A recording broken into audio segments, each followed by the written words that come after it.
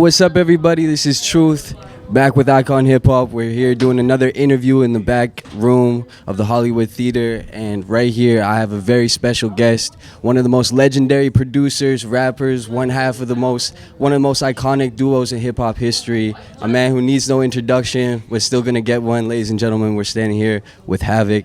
Pleasure to be here, man. Thank you so much for doing this. Thanks for having me. Thanks for the interview, man. What's going on? Absolutely, man. Well, Vancouver welcomes you. It's a pleasure to have you here. You know, you came. Well, I mean, I don't know if you came tonight, but you know, you started out in Queensbridge, back in New York.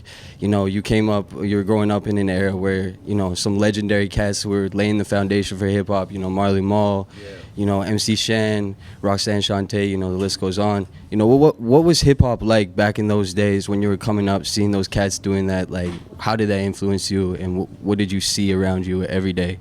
Man, hip hop back in the days, to me, it was like fun. You know what I mean? Inspirational. It was one of those things that when you saw it, it just made you want to imitate it. You know what I mean? And be like that. MC Shan, Marley Marl living right next door to me, so it made me what I wanted to be to who I am today. Right. And we're living in an era where a lot of people consume hip hop, through digital, in platforms like Instagram or Spotify and stuff. But you were living with it all around you. So, how did that influence you, as an artist, like when you're first starting out and, you're going to ciphers in the park, like, how did that influence you as an artist? I mean, it really just made me double down on wanting to be a rapper and producer, just going into ciphers, having, lyrical battles, at the lunchroom tables, you know what I'm saying, and things like that, and just showing off your skills. It was just one of those things like, man, I really want to do this for a career, Yeah. And, you're obviously like in a position that not a lot of people are in, where you're respected as a producer, but also as, one of the greatest lyricists. So what comes first for you? Are you a producer first or are you a rapper first? Oh, man, I would like to say both, to be honest with you, not going to lie. Man, it's hard, but I love doing both, man. You know what I mean? I love challenging myself writing. I love to write and surprise myself with the things that I come up with. And I love surprising myself with the beats, you know what I mean? So, I mean, I can't cheat on one of them, you know what I mean? I got to take them both, you know what I mean? Yeah, I think that's nice. They come together. If you make a dope beat, you're going to want to rap over it, right? Yeah. Hell yeah, you know what I mean? Yeah. What's one of your favorite project or, records that you've been involved with that wasn't part of Mobb Deep or a solo project that you did? What's a beat you made for somebody else that you almost wanted to steal back or snatch back?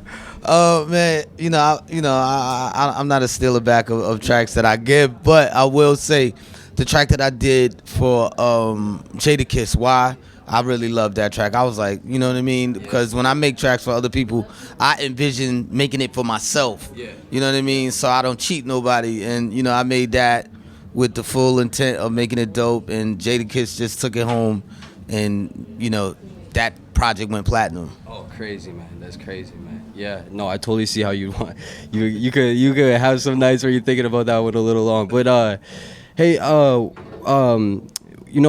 famously Prodigy said that after Juvenile Hell, you and him went back into the studio. That's when you became like possessed and like really focused on making beats. And he said you were huddled over the beat machine and you were just tapped in a way where he knew he wasn't gonna ask for his turn anymore. Hey, what beat machine were you leaning over? What was your setup like back then when you were making those records? Back then it was the EPS Plus 16, the Sonic keyboard, and the MPC 60, tongue twisted. And Prodigy's grandmother had bought the EPS 16 Plus for us, and I was just, once Prodigy just showed me the fundamentals of that, I never looked back. 100%, man. And speaking of Prodigy, obviously like a huge figure in hip hop, much loved by the whole community, obviously loved by you. One of the things that I saw Prodigy getting involved in before his untimely passing was that he was really getting behind the Griselda movement. Did you have a chance to enjoy that with him and see his enthusiasm for them? I didn't at the time. You know what I mean? Prodigy was on his path. I was doing my thing. And, by fate, I guess he met them. I know eventually we probably would have shared in that experience, but I'm glad he did, you know what I mean? Because Prodigy was a person that really had a good judgment and character when it came to talent. So I'm not surprised that they linked up.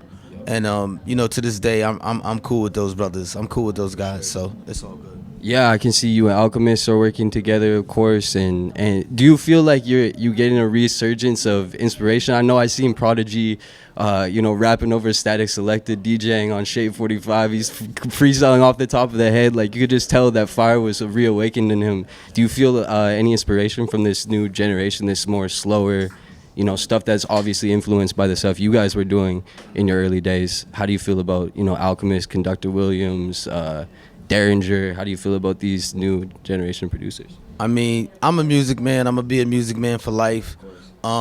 It's definitely an inspiration to see the surgence of those people like Derringer, Alchemist, and everybody doing their thing. Griselda, because I do the same thing that I did in the '90s, right?